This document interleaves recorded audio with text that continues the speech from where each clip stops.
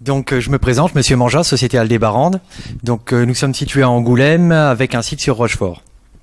Nous représentons en fait tout ce qui va être tactile au niveau de l'entreprise. Donc effectivement la vitrine tactile, tout ce qui est totem tactile, table tactile ou toute autre interface tactile en fait, lié au commerce et lié à Internet ou non. Donc aujourd'hui on aborde le point d'aménager son point de vente.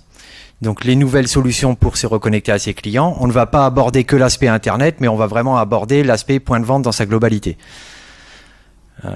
Avec comme il a été expliqué, tout ce qui est, on va pas rentrer dans le détail dans la part de suivi de client vu que ça fera le sujet de la seconde conférence, mais on va s'arrêter donc au commerce. Donc en 6 points. Ce petit PowerPoint a été fait avec l'aide en fait d'un magazine, Le Magasin n'est pas mort, de Catherine Barba, je ne sais pas si quelqu'un l'a déjà lu, qui regroupe un petit peu toutes les idées qu'on va développer et qui est précurseur un peu dans ce qui va se passer au niveau des commerces dans les années à venir. Et avec Publicist Shopper au niveau des statistiques et avec des statistiques Google aussi. Donc une petite introduction sur les idées reçues. Vos clients sont des mutants, changez avec eux. Donc la digitalisation des parcours clients, donc on s'arrêtera effectivement au magasin, on n'ira pas sur le suivi. La transition numérique et un petit dossier Zoom sur les vitrines et pas que sur les vitrines, sur le commerce en lui-même. Est-ce qu'il doit se digitaliser ou non? Et comment le digitaliser? Et une petite conclusion. Donc premier constat avant l'introduction. Donc le constat a été fait avec nos clients, notre peu de recul sur nos 3 ou 4 ans d'activité dans le tactile et dans le e-commerce, et justement sur une base de statistiques qui a été fait dans l'ouvrage de Catherine Barba. Donc première idée coriace. Le e-commerce une menace, c'est-à-dire qu'à l'heure actuelle, beaucoup de commerçants considèrent, pour ceux qui n'ont pas encore de site internet ou qu'un site vitrine et non de e-commerce, que le e-commerce est une menace pour eux. Donc c'est quelque chose qu'on retrouve souvent lorsqu'on interroge les commerçants. Beaucoup de commerçants font de la résistance, ils estiment qu'à l'heure actuelle, ils ne sont pas obligés de passer sur les nouvelles technologies ou que leur produit n'a pas besoin de support informatique, ni de e-commerce, ni toute autre publicité numérique.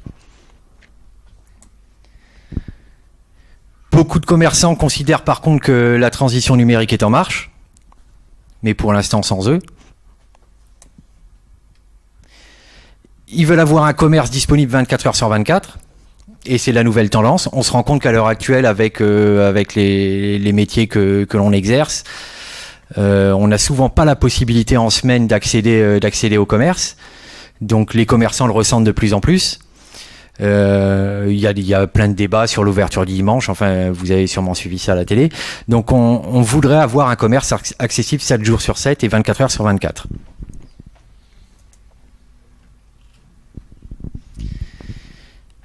Et le e-commerce s'invite de toute façon tout seul dans votre magasin physique. Pourquoi? Parce que comme il a été bien résumé tout à l'heure, toute personne aujourd'hui a un smartphone sur lui et au moment de rentrer dans votre commerce physique va de toute façon, s'il a 5 minutes, comparer via la 3G ou via une borne Wi-Fi les prix en magasin ou toute autre statistique ou technique sur vos produits.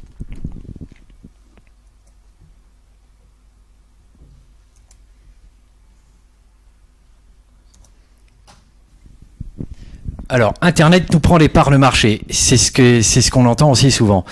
Il y a une étude récente qui a été faite, en fait, où on se rend compte que le marché e-commerce, par rapport à ce que tout le monde pourrait croire, est en chute depuis 1 ou 2 ans. En chute pas pour les secteurs d'activité, mais pour certains commerces. On se rend compte qu'effectivement, il y a eu une baisse de 25% sur le e-commerce pour tous les gens qui n'avaient pas de magasin physique. Et ça, c'est important pour vous. C'est-à-dire que l'internaute, de plus en plus, son premier critère, en fait, pour l'achat sur le e-commerce, c'est est-ce qu'il existe effectivement, à un moment donné, un magasin physique qui va me permettre soit d'avoir un SAV performant, soit d'avoir une rencontre avec un technicien, ou soit tout simplement pour me rassurer par rapport aux arnaques qu'il existe sur Internet. Donc la part de marché des gens qui ont un magasin physique à l'heure actuelle augmente par rapport à la part de marché de ceux qui n'en ont pas. Des gens comme Amazon l'ont bien compris, vu qu'ils s'installent de plus en plus en Europe en ouvrant des magasins physiques.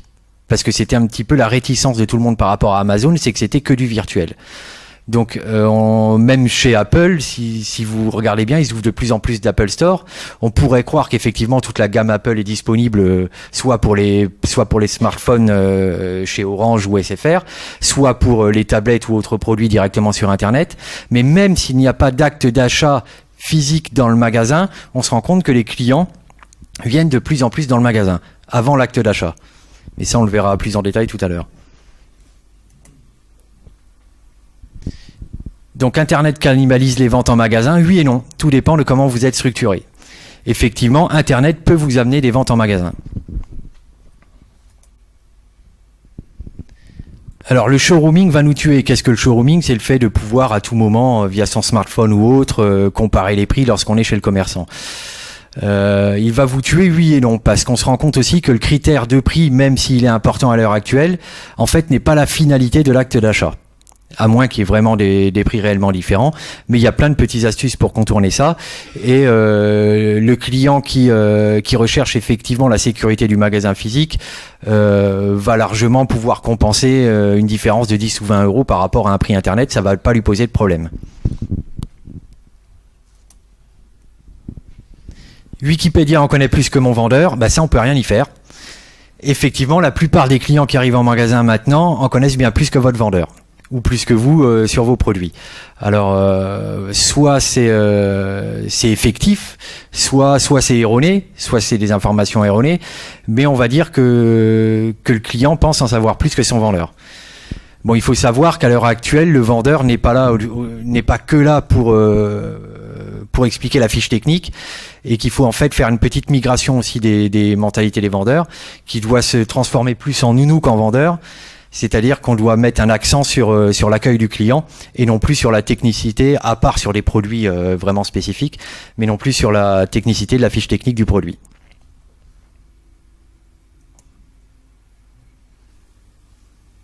Donc vos clients sont des mutants. Ah.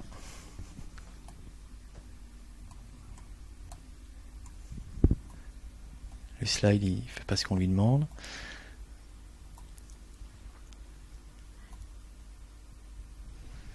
Donc en moins de 15 ans, l'e-commerce est installé dans le quotidien des consommateurs.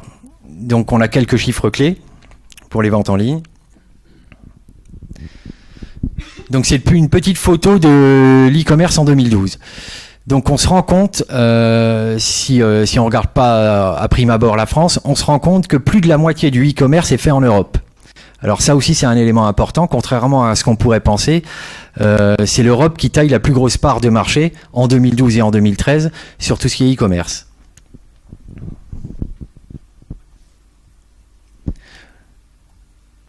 On note que la France, par rapport à ça, un petit aparté, a évolué et détient plus de 10% du e-commerce américain aujourd'hui, du e-commerce européen aujourd'hui.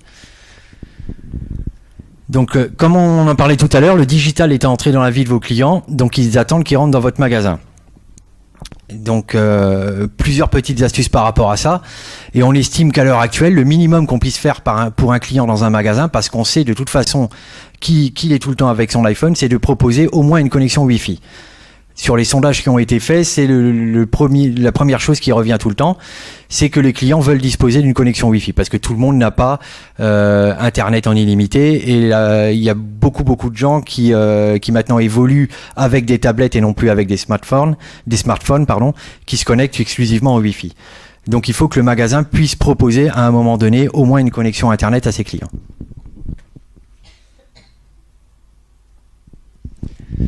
Donc le monde change, l'e-commerce, les mobiles, les écrans sont devenus familiers pour vos clients.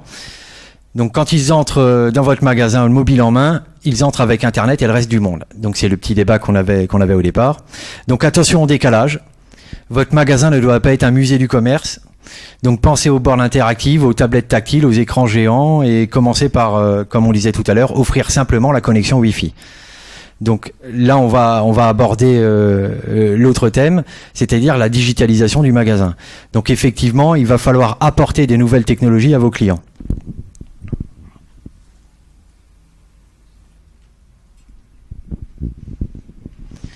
Donc Internet a transformé vos clients en acheteurs professionnels. En magasin, ils veulent plus de choix, plus d'aide et plus d'informations. Donc même s'ils sont connectés, même s'ils connaissent la fiche technique par cœur de vos produits, quand ils rentrent en magasin, ils cherchent de l'aide, ils cherchent du conseil. Toutes ces choses en fait qu'on ne peut pas avoir sur Internet. Même si sur Internet vous avez des forums, ce genre de choses. Et là encore, on se rend compte qu'il y a de plus en plus de réticence sur les forums et sur les avis. Parce que c'est des choses à l'heure actuelle qui s'achètent. On peut très bien acheter des avis consommateurs. On peut entrer dans ses propres forums, laisser ses propres avis.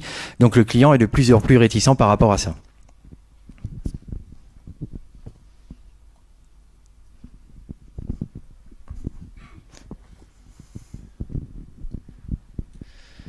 Et bien sûr le showrooming, donc la concurrence. Chacun dispose à un moment donné, quand il rentre dans votre magasin, de l'intégralité des prix et des descriptifs techniques de la concurrence.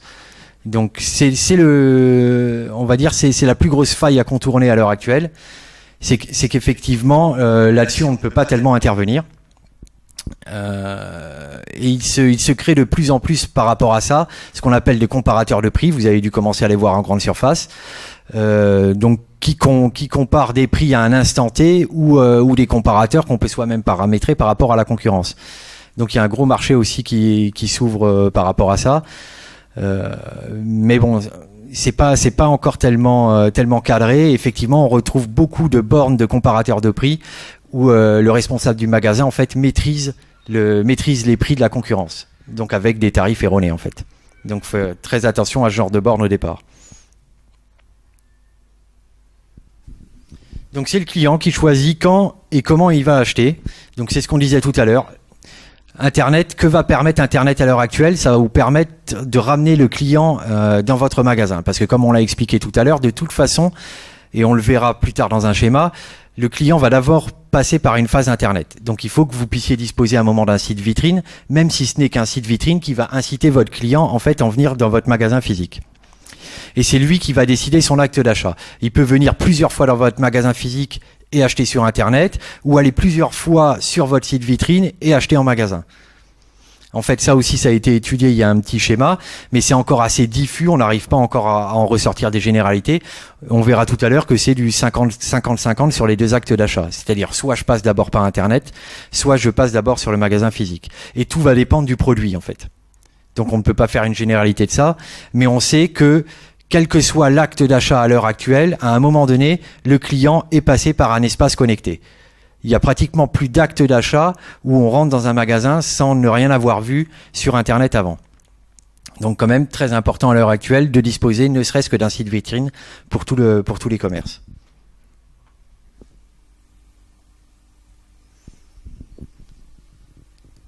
Donc c'est ce qu'on dit, jouer à armes égales avec Internet. Donnez tant que possible le choix à vos clients. Donc le choix du support, donc on va en parler tout à l'heure. Donc du support d'information à l'intérieur de votre magasin, du support d'information à l'extérieur de votre magasin, d'un support d'information qui serait là une fois que votre magasin est fermé. Donc laissez le plus de choix à votre client. Le choix aussi du support de paiement parce que ça a évolué. Donc maintenant on commence à parler de carte sans contact, on commence à parler de PayPal. Donc on retrouve même maintenant à l'intérieur des magasins des paiements PayPal, alors que on le retrouvait exclusivement sur Internet avant. Il y a toute une série de cartes PayPal qui vont sortir, des cartes où vous pouvez créditer de l'argent au départ. Toute la technologie donc sans contact pour les actes d'achat pour l'instant inférieurs à 20 ou 30 euros. Donc tout ça, vous pouvez en disposer par le biais d'un simple TPE, je pense pour la carte sans contact, c'est qu'une évolution de vos TPE. Mais les moyens de paiement évoluent. Donc là aussi, il y a encore un petit peu de flou sur de la technologie, parce qu'en fait, il y a deux grandes technologies qui se font un petit peu une bataille. Donc on va dire une technologie plus européenne qui est le NFC, le contact carte comme il commence à s'intégrer, et une technologie américaine qui vient d'Apple en fait, qui fonctionne à peu près de la même façon, mais avec un autre protocole. Donc c'est encore le flou, donc on ne sait pas exactement par quoi ça finira. Si vous achetez aujourd'hui, par exemple, un iPhone 5S, le dernier iPhone, il n'est pas NFC. C'est une technologie Biocom. Donc ce ne sera pas du tout compatible avec du paiement sans contact. Oui. Et où est-ce qu'on en est à l'heure actuelle par rapport au paiement via les smartphones? Est-ce que les consommateurs sont prêts à franchir ce pas-là? Ils sont prêts à franchir ce pas-là, oui, à partir du moment où on est sur une même technologie que le paiement carte bancaire sans contact. Donc c'est le sujet de la bataille. C'est à l'heure actuelle, il y a deux technologies qui s'opposent. Une, on va dire, on va pas dire détenue, mais qu'on va retrouver en Europe, et une réellement américaine, détenue plus ou moins par Apple, et qui va se retrouver sur tous ces produits. Donc on ne sait pas trop comment ça va fonctionner dans le futur. Parce que fonction de votre smartphone, vous aurez un système de paiement différent, donc ça va devenir compliqué. Mais bon, en Europe, je pense que si le paiement en contact se disperse un petit peu sur tous les TPE, l'histoire va vite être rendue. Hein. Ou alors les commerçants s'équiperont de deux moyens de paiement, mais je pense pas. Quand on voit qu'en France, il y a encore des personnes qui ont du mal à payer par carte bancaire, de là à payer par smartphone, je pense qu'on est encore... Oui, on passera par la carte en contact proche. Voilà. Pour l'instant, et les gens vont s'y faire petit à petit. Mais on passera par là. Mais c'est la même technologie que vous allez retrouver après dans les smartphones. Mais on passera d'abord avec sa carte bleue, je pense. Donc cette technologie, elle est bien aussi pour nous, même dans notre métier, hein, parce que on peut imaginer toutes sortes de totems tactiles, pour nous de tables tactiles, de vitrines tactiles, où on pourrait simplement accrocher la carte et ça débiterait automatiquement le client. Donc la technologie, on peut la mettre en fait dans tous les outils informatiques. Elle n'est pas réservée qu'au TPE, quoi, en fait. Alors, donnez-leur plus d'informations dans votre magasin. Ils attendent autant d'autonomie que s'ils utilisaient Internet. Vous fidélisez d'autant plus vos clients en magasin que vous leur délivrez un contenu riche, objectif, utile, qu'ils pourront partager et enrichir eux-mêmes. En fait, ils recherchent la même chose que sur Internet. Comme je vous disais tout à l'heure, ils recherchent des conseils, ils recherchent les avis clients. Donc tout ça, il faut qu'on puisse le proposer aussi en magasin.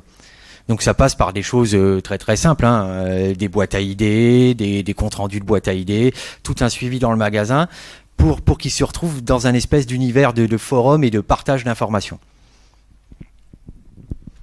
Donc ne laissez pas vos vendeurs démunis, seuls ils iront toujours moins vite qu'un moteur de recherche pour donner un renseignement. Donc c'est ce qu'on disait au départ, hein. Autant fournir de toute façon le Wi-Fi directement dans votre commerce, parce que l'information sera beaucoup plus accessible, et votre vendeur, lui, là, doit juste guider le client sur son acte d'achat, mais ne plus être un technicien, mis à part pour quelques commerces bien sûr, ne plus être un technicien pour le client. Il faut le guider dans son acte d'achat, le rassurer, lui parler de son service après-vente, lui parler, comme on disait tout à l'heure, 5, 10, 15, 20 euros de différence sur un produit, le client le mettra dans un magasin physique. C'est compréhensible pour lui parce qu'il y a un accompagnement, parce qu'il y a un suivi, ce que vous verrez dans la prochaine conférence, parce qu'il y a tout un tas de choses qui va le rassurer derrière. Et comme on l'a dit au départ, l'acte d'achat sur Internet pur est en train de dégringoler pour les gens qui n'ont pas de magasin physique derrière. Donc quelque part, le commerçant, sans le savoir, a déjà la clé de sa réussite, vu qu'il possède déjà son magasin physique. S'il n'est pas encore sur Internet, c'est le moment de faire un site vitrine ou c'est le moment de faire un e-commerce. Mais il possède déjà le plus rassurant en fait pour le client, le magasin physique.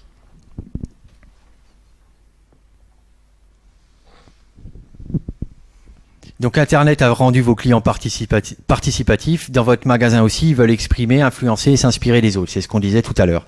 Essayez d'organiser à l'intérieur de votre magasin un acte de partage au niveau de vos produits, au niveau de votre suivi, au niveau de votre compétence. Donc créez la confiance. Permettez à vos clients de s'exprimer chez vous dans votre magasin. Donc c'est ce qu'on disait. Sur plusieurs autres magasins, on voit de plus en plus apparaître aussi des espaces enfants ou des espaces de détente. Ça, c'est pareil. C'est essayer d'accompagner le client non plus dans l'acte d'achat, mais dans le fait de se sentir bien dans votre magasin. Donc des gens comme Toys R Us, comme la Halle aux chaussures, enfin tous ces gens-là sont en train d'installer en fait des parcs de jeux enfants, tout ce qui est interface tactile. Ils font des conférences comme on fait aujourd'hui, réalisent des tas d'opérations en fait pour essayer d'amener tout un univers autour de la marque ou autour de ses produits. Toujours pour essayer de mettre le client dans une confiance à l'intérieur du magasin. Donc c'est très important de jouer ce jeu-là parce que c'est ce qui différencie de l'acte d'achat virtuel en fait.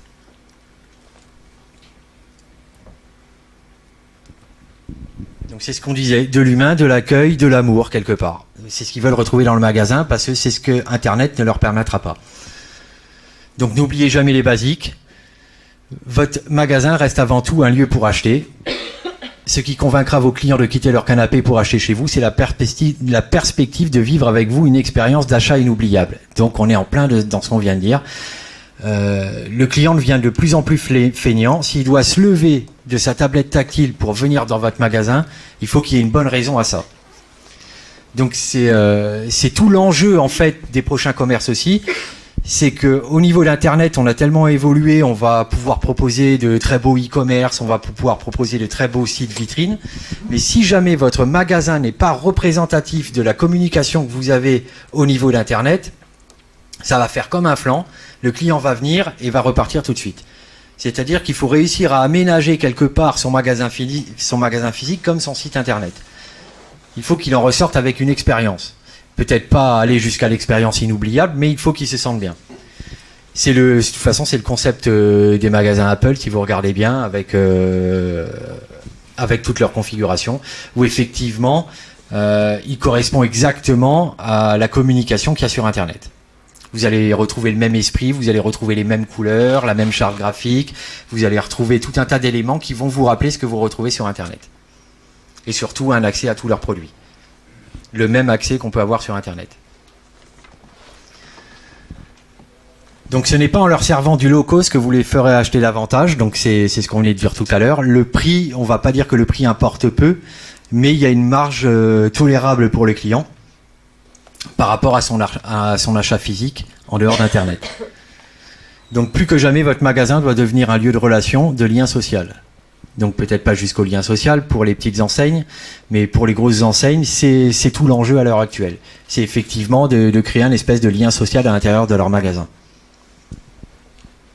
Ikea l'avait fait depuis longtemps aussi, avec leur service de restauration, leur service de jeux pour enfants. C'est vraiment créer un univers de façon à ce que le client reste dans le magasin. Et s'y sente bien surtout. Donc en résumé, ce que l'e-commerce a changé chez vos clients. Donc ils sont connectés en permanence via leur nouveau compagnon de shopping, le mobile. Donc qu'est-ce qu'ils veulent retrouver en magasin? Comme on le disait tout à l'heure, au minimum le Wi-Fi. Ils veulent gagner du temps. Donc un outil de localisation de vos points de vente sur votre site internet. Ça aussi c'est important. Si vous avez un magasin physique, il faut que votre client puisse vous retrouver rapidement. Donc si vous avez un site internet, il vous faut un outil de localisation de votre ou vos points de vente par contre. Donc ils sont avisés, critiques, boulimiques d'informations qu'on partout. Donc l'intégralité de votre catalogue sur votre site internet avec une information enrichie du personnel expert en magasin. Donc oui, sur internet, il faut au minimum mettre l'intégralité de ce que vous vendez dans votre commerce, voire plus. Ils ont besoin de réassurance physique, d'écoute et de disponibilité. Donc on revient à la base du commerce, de l'accueil, du sourire, de la considération, du plaisir dans l'échange avec les vendeurs. Donc de la considération parce que le client doit se sentir client unique lorsqu'il arrive dans votre commerce. C'est un petit peu le principe qu'on trouvait en restauration qui est maintenant applicable dans tout commerce. C'est un des leviers qui vous permet de faire la différence avec les autres.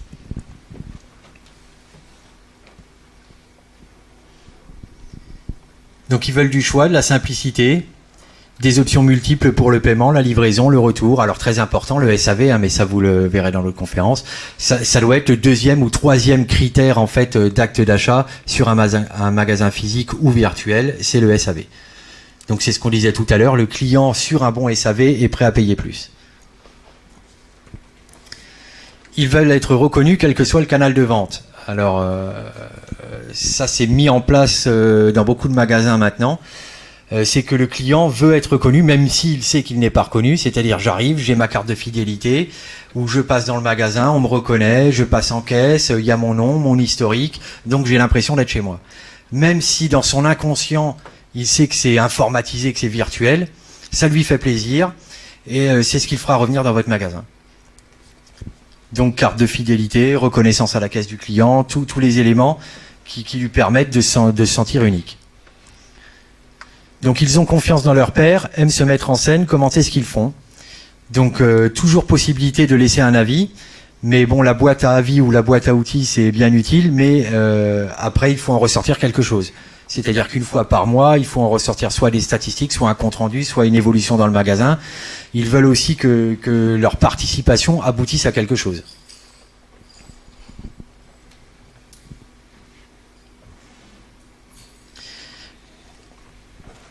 Donc c'est ce qu'on disait tout à l'heure, la digitalisation du parcours client. Donc on voit ici que quoi qu'il arrive, pour aboutir à l'acte d'achat, on passe systématiquement à l'heure actuelle par un acte dit online, c'est-à-dire par une connexion Internet à un moment donné, qu'elle soit dans son salon, sur une tablette, sur son smartphone, mais il y aura toujours une comparaison Internet à un moment donné. Et arrive maintenant tout ce qui est Smart TV, où on a aussi accès via sa télé à toutes ces informations. Le print média qui est toujours important, hein, c'est tout ce qui est papier. Les amis, la famille. Donc le Mortar Store, c'est votre magasin physique. Et on voit que systématiquement, on passe à un moment donné par une connexion online avant l'acte d'achat. Donc sur un panel de 3000 clients.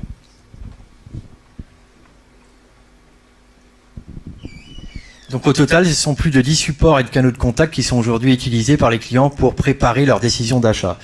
C'est 2 fois plus qu'en 2010, donc c'est exponentiel.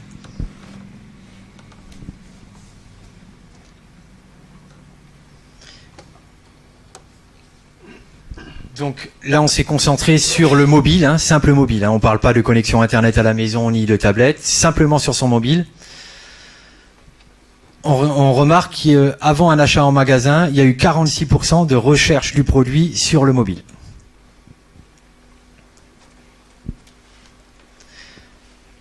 Il y a eu 19% de recherche sur mobile, puis visite en magasin, puis achat sur PC. 41% de recherche sur mobile, avant achat sur mobile. Donc ça aussi, ça évolue rapidement. C'était la question plus ou moins de tout à l'heure. Est-ce que les clients vont se mettre à l'achat sur mobile? Là, on se rend compte que oui. Donc pour l'instant, ça ne concerne pas des grosses sommes, mais il y a beaucoup de sommes échangées sur smartphone à l'heure actuelle. Et 18% des clients donc ont fait une recherche sur mobile, une visite en magasin et un achat sur mobile. Donc 37% recherche sur mobile, achat sur PC, mais bon pour moi ça c'est le même, plus ou moins le même média. Et 8% seulement de recherche en magasin et achat sur le mobile. Donc on voit que ce 8% est intéressant parce qu'on voit effectivement, c'est le schéma d'avant, qu'à partir du moment où il n'y a pas eu de recherche sur Internet, quel que soit le média, on se retrouve avec peu de recherche ni d'achat en magasin. Là, très peu de gens en fait vont regarder les choses en magasin et l'achètent directement après sur un mobile. Pourquoi? Parce qu'il n'y a toujours pas cette comparaison, toujours pas ces avis, toujours pas cette recherche de concurrence, ce fameux showrooming. Il y a pas toute cette interface. On se rend compte qu'effectivement, le client est obligé de passer à l'heure actuelle par plusieurs supports avant d'acheter. Le support unique n'existe plus.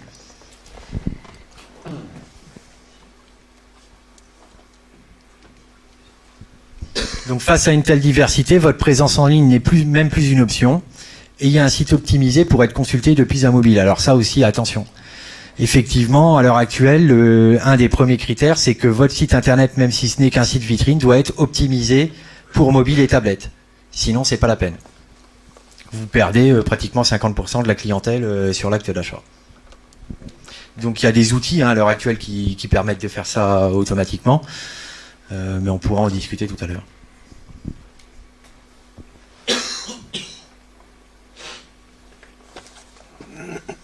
Donc comme on disait, Internet, une étape incontournable pour préparer un achat en magasin. Donc 86% des internautes consultent Internet avant de réaliser leur achat. C'est ce qu'on voyait tout à l'heure. Donc 88% des Français se renseignent sur Internet avant d'acheter en magasin. Donc c'est quand même devenu impressionnant. Et tout ça depuis 2010. On va dire que depuis 2010 à 2013, tout a doublé. Avec un très fort taux de conversion par contre. Donc ce qui est important, c'est qu'on aboutit quand même à un achat en magasin et un fort taux de conversion en achat magasin.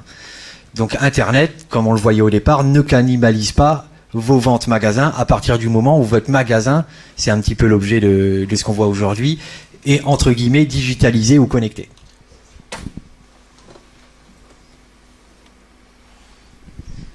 Donc on parle du Web to Store. Donc c'est un petit peu tout ce qu'on vient de voir. C'est la tendance donc de consultation web et d'achat magasin.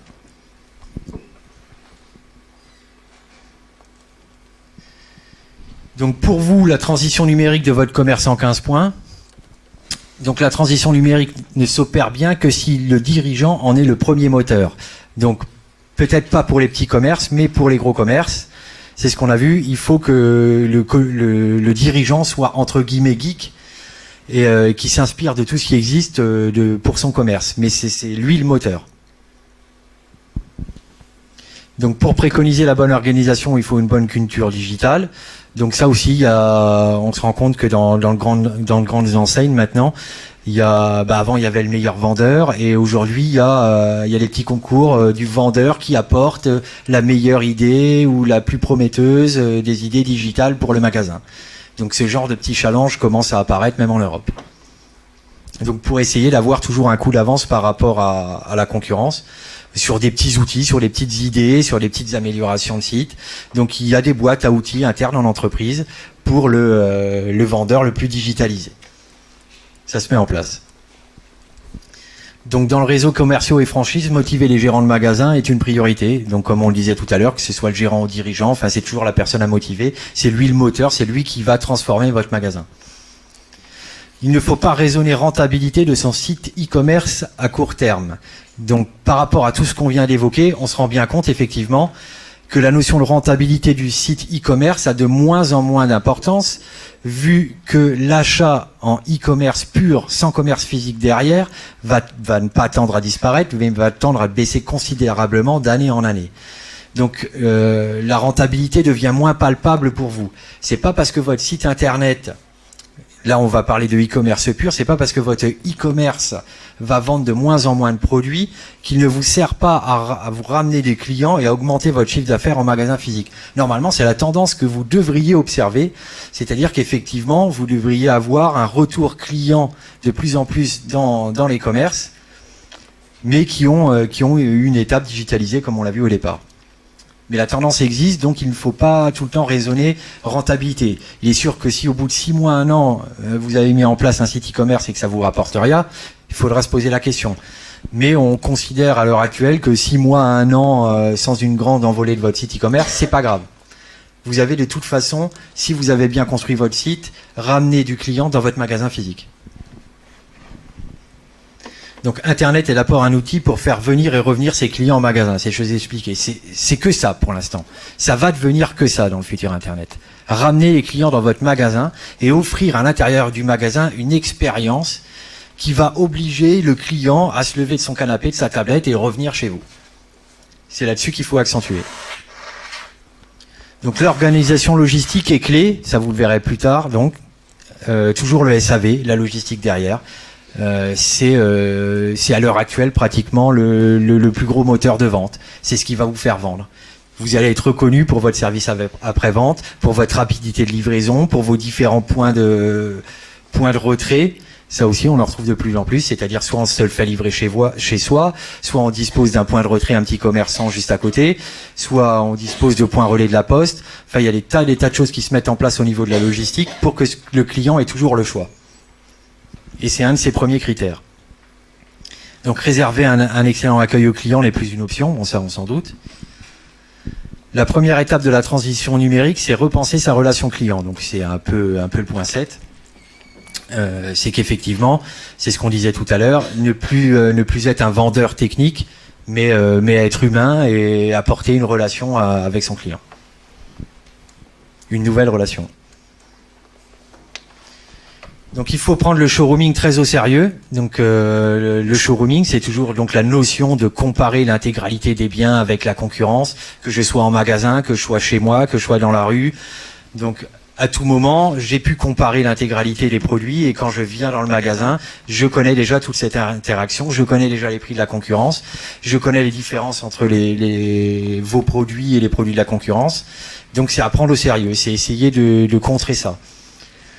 Donc il y a des magasins en Angleterre qui ont trouvé une bonne astuce, qui récupèrent l'intégralité des smartphones des clients à l'entrée du magasin pour leur faire un nettoyage et un nettoyage physique et un nettoyage d'appli, et ils le rendent à la sortie du magasin.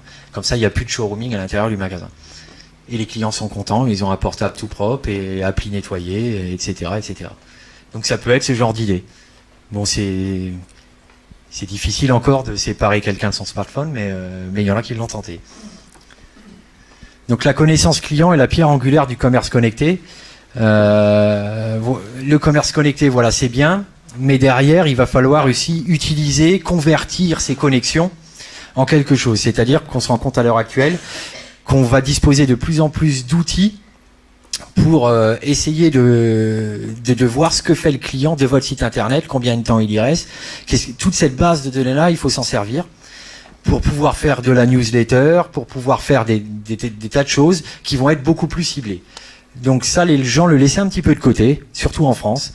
C'est-à-dire qu'on s'installait un e-commerce, on mettait un site vitrine, Google Analytics, on aime bien aller le voir, mais pour voir combien on a de connexions, mais c'est tout en fait. Alors qu'il existe de nombreux outils pour suivre ça. Donc c'est essayer de se rapprocher de ces outils et de pouvoir faire des newsletters ciblés. Surtout qu'à l'heure actuelle, il y a beaucoup de produits gratuits, hein, même en newsletter, hein, pour faire des campagnes publicitaires, ce genre de choses. Vous avez un très bon outil qui s'appelle Mailchimp, qui vous permet un bon ciblage client, qui vous permet de voir ce qu'a fait le client, où il a cliqué sur votre newsletter, combien de fois il l'a ouverte, à qui il l'a transféré. Donc il y a beaucoup de choses comme ça qui existent, et il faut passer un petit peu de temps dessus, pour bien connaître son client. Donc les vendeurs sont la pièce maîtresse du commerce connecté. Alors ça aussi, sur différents sites internet, et je pense qu'on pourra plus s'en passer dans les années à venir, c'est essayer d'avoir un espèce de petit vendeur virtuel. Je ne sais pas si vous l'avez déjà vu, qui va répondre à vos questions directement lorsque vous vous connectez sur le site et fonction de la page dans laquelle vous vous trouvez. Donc ça se fait de plus en plus. Et c'est apporter une nouvelle expérience aussi sur Internet au client, c'est-à-dire qu'il n'est pas rentré dans votre magasin, mais il a l'impression qu'il y a un vendeur qui s'occupe de lui. Orange le fait, je crois, le fait très bien. À partir du moment où vous restez 5 minutes sur le site Internet, il y a un petit pop-up qui vous demande si vous voulez des renseignements et bizarrement sur le produit sur lequel vous trouvez. Donc tout ça, c'est parce qu'il y a un tracé, il y a un suivi derrière. Là aussi, il y a des outils totalement gratuits qui permettent de faire ça et qui s'incorporent sur votre site internet. Donc le paiement va beaucoup évoluer dans les années qui viennent, donc on en parlait tout à l'heure. Pourquoi je suis pas plus précis? Par rapport à ce qu'on a dit, on ne connaît pas encore la technologie, mis à part le paiement carte bleue à courte distance, sinon on ne connaît pas la technologie qui va encore gagner dans les années à venir. C'est un petit peu la guerre à l'époque entre le Blu-ray et le HDD, enfin c'est le même style de guerre. On ne sait pas qui va gagner. Donc la digitalisation du point de vente, ce n'est pas que pour les grandes enseignes, le commerce de proximité aussi doit s'y mettre dès aujourd'hui. On verra tout à l'heure que une chose qui est très négligée à l'heure actuelle, c'est la vitrine. Et pourtant, statistiquement, la vitrine est le premier média de communication du commerce local. Et il n'est souvent pas exploité, peu exploité ou pas exploité du tout. La dimension sociale du commerce va apporter un nouveau souffle au magasin. On a plus en plus de consommateurs, effectivement, qui veulent savoir où ont été fabriqués les produits. Donc ça, c'est une nouvelle tendance en France. J'achète quelque chose. Où est-ce qu'il a été fabriqué? Est-ce que tout est fabriqué en France ou en Europe? Est-ce que ça vient de la Chine? Les gens se posent de plus en plus ce genre de questions. Et surtout, qui l'a fabriqué? Est-ce que c'était un enfant au Bangladesh donc par le biais de ce genre de choses, on en revient à ce qu'on disait au départ, le client est toujours prêt à donner plus à partir du moment où il a réponse à ses questions. Donc c'est très important pour vous aussi de vous renseigner sur vos produits et peut-être de faire l'impasse sur des produits qui pourraient être mal perçus par vos clients par rapport à ça. C'est une tendance qui va aller en s'accélérant.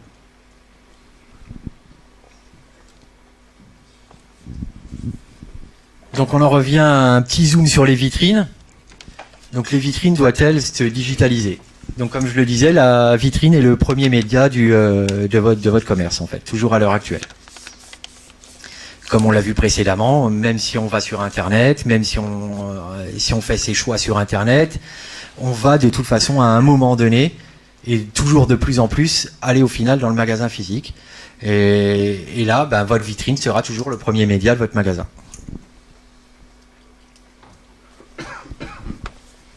Donc une croissance continue des investissements sur le digital. Donc la télé, moins 3,5%. Internet, plus 3,1% en 2012. Et tout ce qui est Internet sur mobile, plus 55%. Donc là, on voit qu'il faut absolument que votre site vitrine ou que votre e-commerce puisse correspondre à un format tablette ou smartphone. Et pour la vitrine, pour l'instant, on n'a rien en France. Parce que c'est purement anglo-saxon. Tout ce qui est digitalisation de vitrine à l'heure actuelle, c'est anglo-saxon. On le retrouve, si on va le retrouver au Canada aussi surtout, mais très peu encore à l'heure actuelle en Europe. Alors qu'on a su discerner que c'était un des premiers médias de vente. On en trouve dans les agences immobilières. Oui, très peu. Enfin, je suis bien placé pour le savoir, c'est moi qui les vends, mais très peu encore dans les agences immobilières. Et à prix très prohibitif une fois qu'on se rapproche de la capitale. Donc c'est quelque chose qui n'est pas rentré dans les mœurs parce que c'est encore un peu cher. C'est ce qu'on essaye de faire nous chez Aldébaran, de le rendre beaucoup plus accessible. Mais c'est quelque chose qui, pour le petit commerçant, qui est dur à intégrer encore dans son investissement.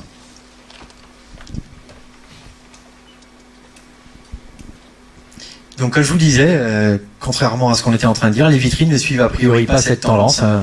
Vous avez beaucoup de vitrines avec de grandes surfaces et aucune communication dessus. Mis à part, c'est le temps des soldes avec des gros panneaux, moins 70, moins 50. Mais à part ça, c'est à peu près tout.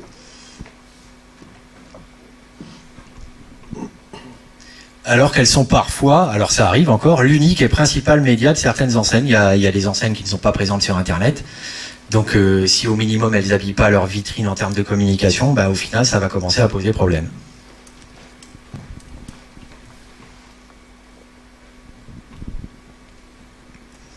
Donc la grande question, doivent-elles se digitaliser? Est-ce qu'on a des statistiques là-dessus? Est-ce qu'on a des retours? Donc 21% des consommateurs préfèrent les vitrines à toutes les autres formes de publicité. Alors pourquoi? C'est parce que le consommateur, les publicités, on en a de plus en plus, mais en fait il en a de plus en plus marre. Donc il ne supporte plus la plupart des publicités.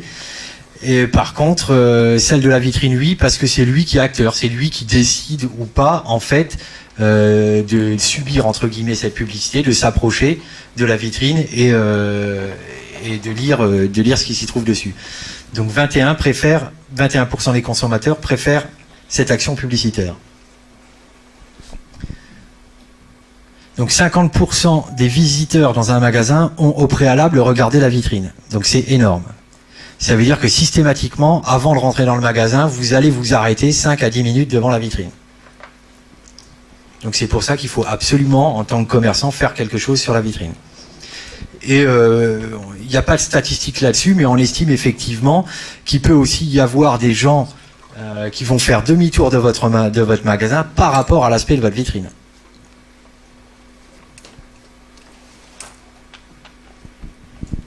Donc 20% des visiteurs à un magasin ont acheté un article repéré en vitrine. Alors voilà la démonstration.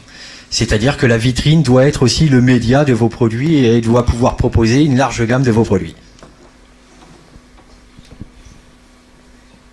Donc c'est une étude, oui, j'ai oublié de le dire, du 19 décembre 2012, donc qui est assez d'actualité.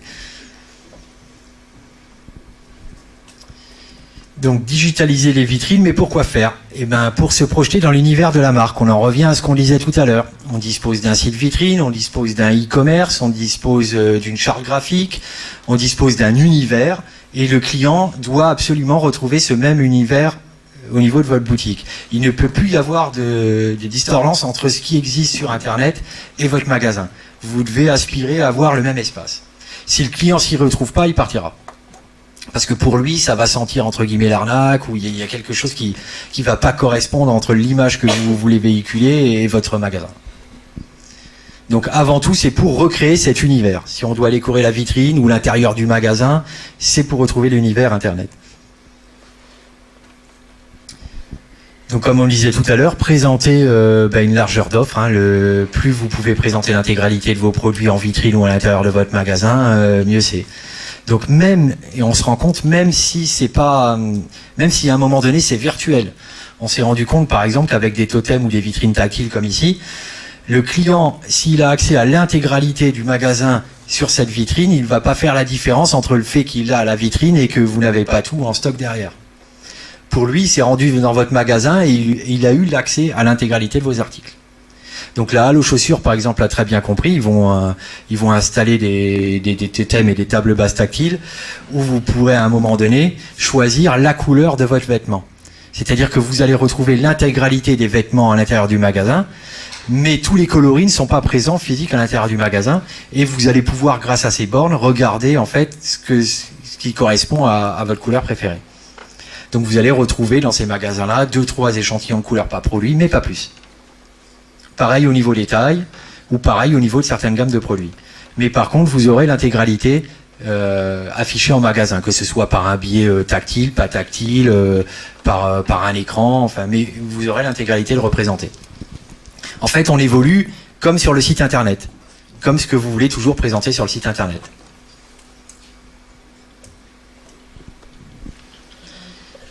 Donc favoriser la réactivité, quand on dispose de ce genre de médias, effectivement, on peut transformer sa vitrine tous les jours, et pour des actes bien précis, pour les anniversaires ou pour de la communication bien précise, ça va pas nécessiter un réagencement complet de votre magasin. On va dire que ce genre de média est beaucoup plus réactif que d'autres médias par rapport à ça. Donc ici, Douglas adapte chaque jour ses nouveautés, ses conseils beauté en fonction de la météo. Voilà un exemple de réactivité. En fonction de la météo, les conseils beauté qui sont sur la vitrine sont différents. Donc on peut tout imaginer.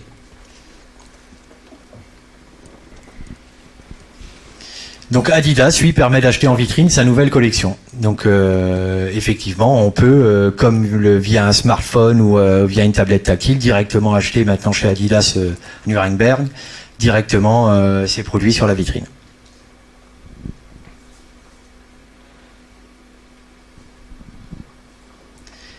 Événementialiser le produit. Donc chaque nouveau produit qui sort, effectivement, c'est ce qu'on disait tout à l'heure, c'est beaucoup plus interactif, beaucoup plus rapide. C'est-à-dire que chaque matin, on pourrait changer l'intégralité de sa vitrine ou de son totem. Donc petite parenthèse par rapport à ça. Qu'est-ce que ça nécessite par contre ? Ça va nécessiter une refonte aussi quelque part de vos outils, qui soient Internet ou de vos outils, ce que j'appelle back-office, c'est-à-dire tout votre outil ERP, comptabilité, gestion commerciale, etc., etc. On se rend compte que plus ces outils sont connectés, plus vous allez gagner du temps.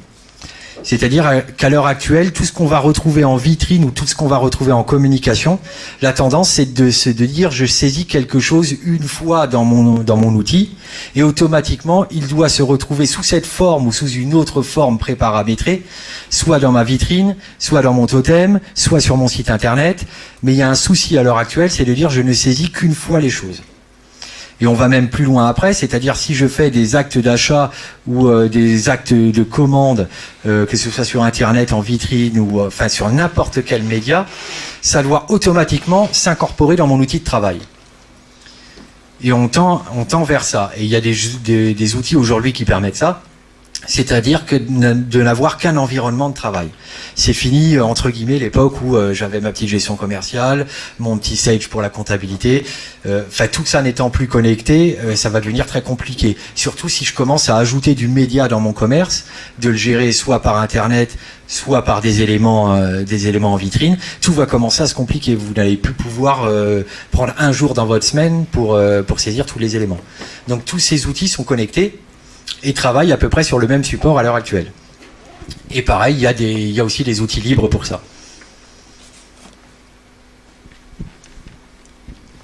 Donc toujours créer une interaction avec le magasin. Donc là, on est plus dans le tactile, c'est-à-dire que là, le client s'approche de la vitrine, va effectivement voir différents produits, mais va rentrer en interaction avec la vitrine et avec les éléments de la vitrine.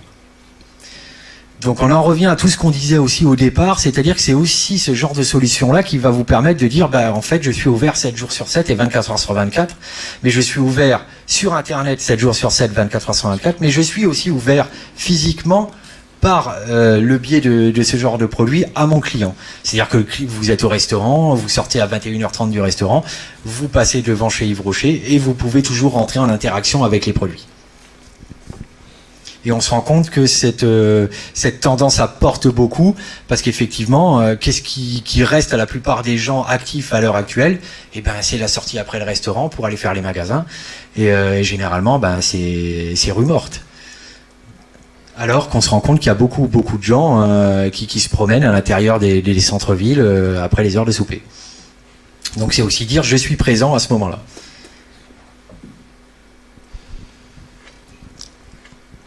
Donc créer de l'engagement avec sa communauté, bon là on n'en est peut-être encore pas là, mais effectivement tous les commentaires Twitter ou Facebook apparaissent automatiquement sur les grands écrans dans cette enseigne-là. Je suppose qu'ils doivent quand même filtrer celles qui disent du bien du magasin. Enfin, je pense qu'il y a une espèce de modérateur derrière. Parce que sinon, passer tous les tweets en automatique. Donc démultiplier les messages. Dans le monde du vin, effectivement, ça se fait beaucoup. C'est-à-dire qu'aujourd'hui, on ne vend pas qu'une bouteille de vin. C'est-à-dire que par le biais, effectivement, de tous ces éléments interactifs, on va raconter l'histoire de la bouteille de vin. On va raconter des tas de choses aux clients avant l'acte d'achat. Donc toujours sur tout support, hein, que ce soit sur Internet ou des supports physiques multimédia dans votre magasin.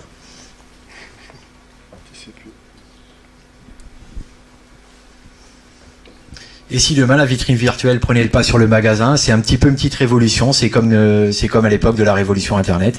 Effectivement, on estime que la plupart des vitrines ou des agencements magasins dans le futur seront connectés. Donc l'e-commerce est devenu une pratique familière et les Français achètent autrement.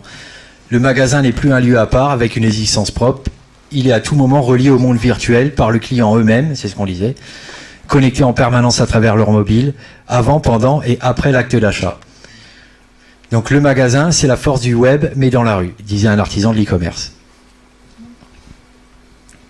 Donc la digitalisation du magasin, de sa vitrine, dont son espace de vente et SAV devient une évidence. Est-ce qu'il y a des questions? Oui, merci. N'hésitez pas, si vous avez des questions. Pour les plus timides, après, il y a le showroom où vous pouvez vous rapprocher de Monsieur Manja pour discuter avec lui. Moi j'ai l'impression que ça s'adresse plutôt à des surfaces un peu larges. Quand on a une petite boutique, c'est pas trop voilà, en province, enfin voilà. On a encore un peu... Moi je peux prendre que par rapport à notre entreprise. Hein. Voilà, je vais dire que 90% de mes ventes sont les petits commerces. Et non des grandes enseignes, à l'heure actuelle. Surtout dans l'immobilier. Oui. Après, les grandes enseignes vont digitaliser la vitrine, mais vont digitaliser l'intégralité du magasin, en fait. Ça va être un projet beaucoup plus gros. Mais les petits commerçants, non, il y a beaucoup de petits commerçants qui s'y mettent.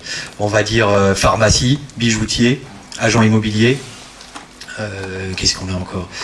Non, mais je parlais dans le style, il faut créer à l'intérieur des espaces. On a des surfaces qui ne sont pas suffisamment grandes pour tout ça. Voilà, quoi.